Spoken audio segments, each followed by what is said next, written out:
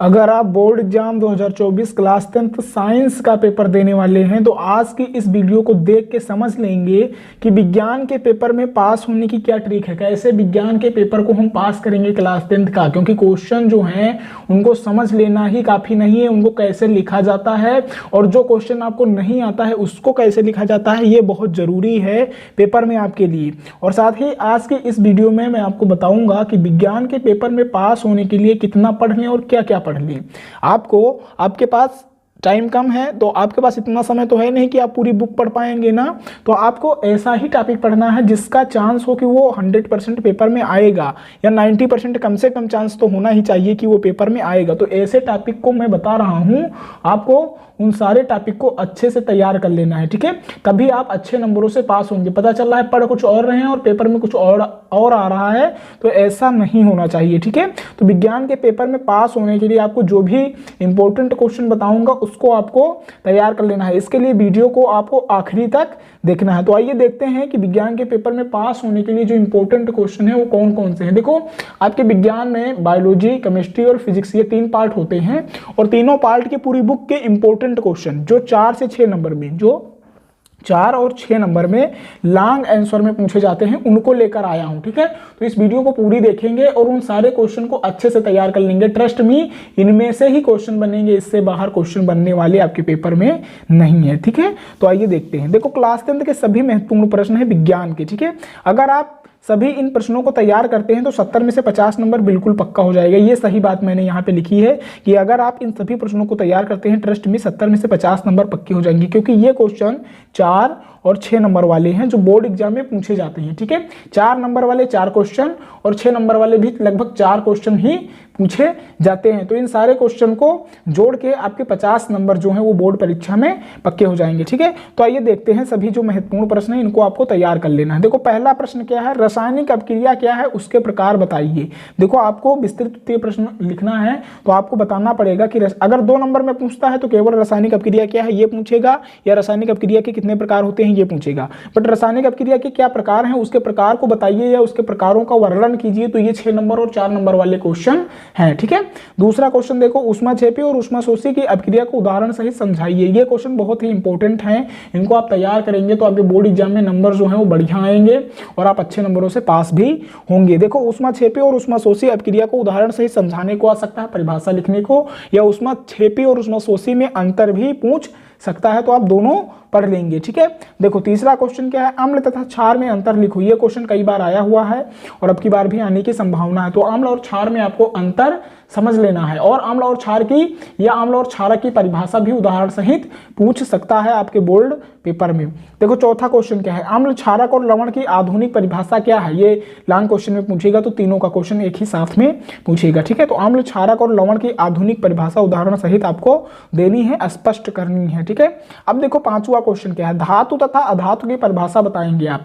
धातु या अधातु में अंतर भी पूछा जा सकता है, ये बात ध्यान रखें, ठीक है। धातु और अधातु में क्या अंतर है इसको उदाहरण सहित पूछा जा सकता है, या धातु और अधातु की परिभाषा भी उदाहरण सहित पूछी जा सकती है, तो आप इसको अच्छे से तैयार कर लेंगे, ठीक है। देखो, छठा क्वेश्चन क्या है उसको देखेंगे, संतृप्त तथा असंतृप्त हाइड्रोकार्बन से आप क्या समझते हैं, ठीक है। इस पर टिप्पणी लिखने को भी आ सकता है कि संतृप्त तथा असंतृप्त हाइड्रोकार्बन पर टिप्पणी लिखिए, या आप क्या समझते हैं, इस तरीके से क्वेश्चन बन सकता है। या संतृप्त तथा असंतृप्त हाइड्रोकार्बन में अंतर भी पूछा जा सकता है आपके बोर्ड पेपर में, ठीक है। तो 7वां क्वेश्चन देखते हैं, साबुनीकरण पर संक्षिप्त टिप्पणी लिखिए, ठीक है। साबुनीकरण पर आपको संक्षिप्त टिप्पणी लिखने को आ सकता है। ये 4 या 3 नंबर या 6 नंबर में पूछा जा सकता है क्वेश्चन, ठीक है।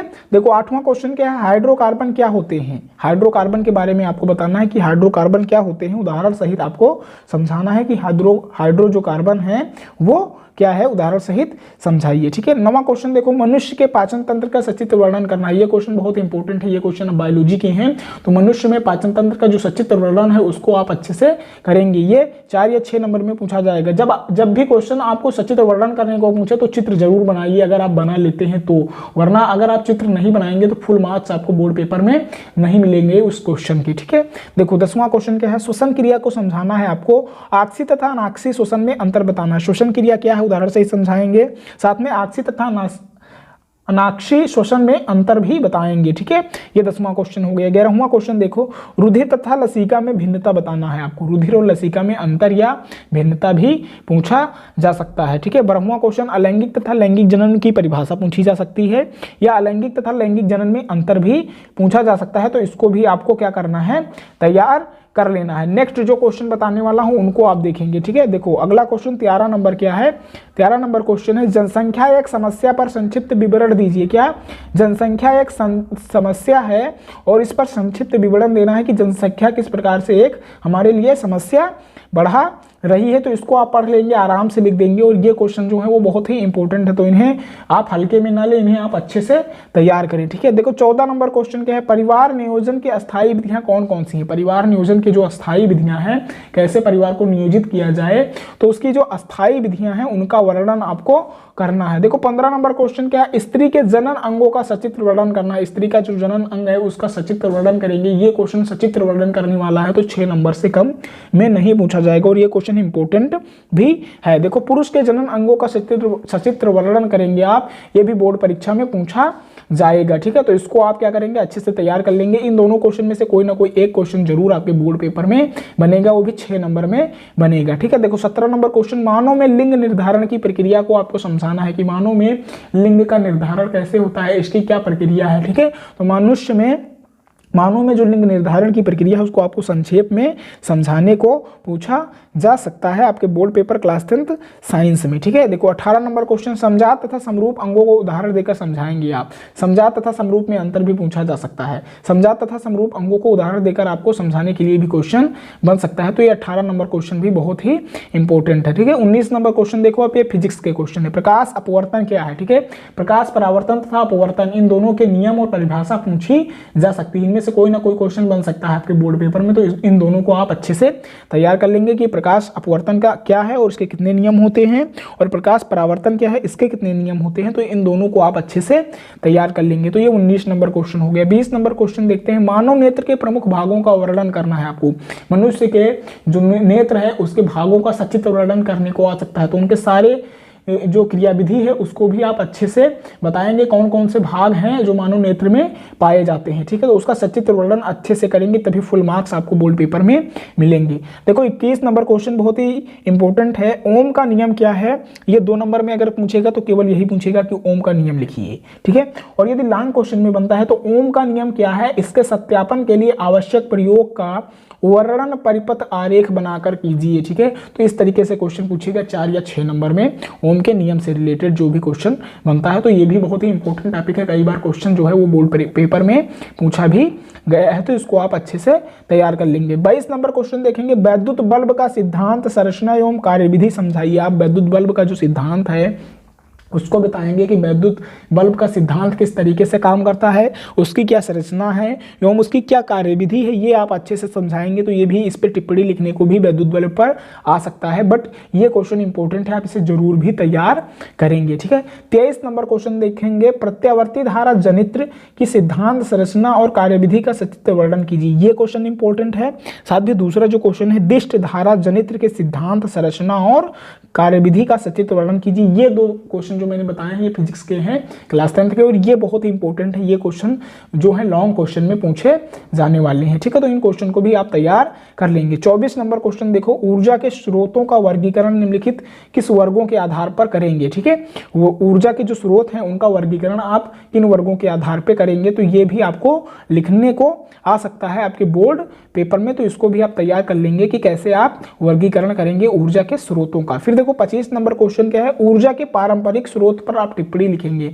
जो ऊर्जा का पारंपरिक स्रोत है उस पर आप टिप्पणी लिखेंगे। ठीक है, तो ऊर्जा के पारंपरिक स्रोत पर आप टिप्पणी लिखना सीख लेंगे। तो ये कितने क्वेश्चन मैंने बताए आपको, 25 पूरी किताब के क्वेश्चन बताए हैं जो board paper class 10th science के लिए बहुत ही इंपॉर्टेंट है। अगर आप इतना तैयार कर लेते हैं, ट्रस्ट में आपके 50 नंबर 70 में से कहीं नहीं जाते। ये बोर्ड पेपर में पूछे जाने वाले ही क्वेश्चन हैं जो मैंने बहुत ही रिसर्च के बाद आपके लिए लाया है। ठीक है, तो आप क्या करेंगे, आप इन सभी प्रश्नों को तैयार करेंगे, अपनी तैयारी को बेहतर करेंगे और आपको क्या करना है और आपको बताना है कि इस वीडियो से आपको सीखने को कुछ मिला या नहीं मिला। तो ये बात आप हमें कमेंट में बताएंगे। ठीक है, समझ में आया आप सभी को? आप क्या बताएंगे, कमेंट में बताएंगे कि ये वीडियो आपको कैसी लगी। साथ में इस वीडियो को आप अपने दोस्तों के साथ भी शेयर करें ताकि वो भी पढ़ सकें। और आपको क्या करना है, चैनल को सब्सक्राइब कर लेना है भाई। आपको चैनल को सब्सक्राइब इसलिए करना है कि आपकी बोर्ड एग्जाम की तैयारी बेहतर हो, क्योंकि मैं आपके लिए ही मेहनत कर रहा हूं, आपके लिए इंपॉर्टेंट क्वेश्चन और इंपॉर्टेंट वीडियो ला रहा हूं जो बोर्ड एग्जाम 2024 की दृष्टि से बहुत ही इंपॉर्टेंट है। तो सभी टॉपिक को मैं समझा रहा हूं, ऑल सब्जेक्ट की तैयारी इस चैनल पे कराई जाती है, इसलिए आपको क्या करना है, चैनल को सब्सक्राइब कर लेना है। तो फिर मिलते हैं नेक्स्ट वीडियो में, तब तक के लिए मस्त रहो और पढ़ते रहो।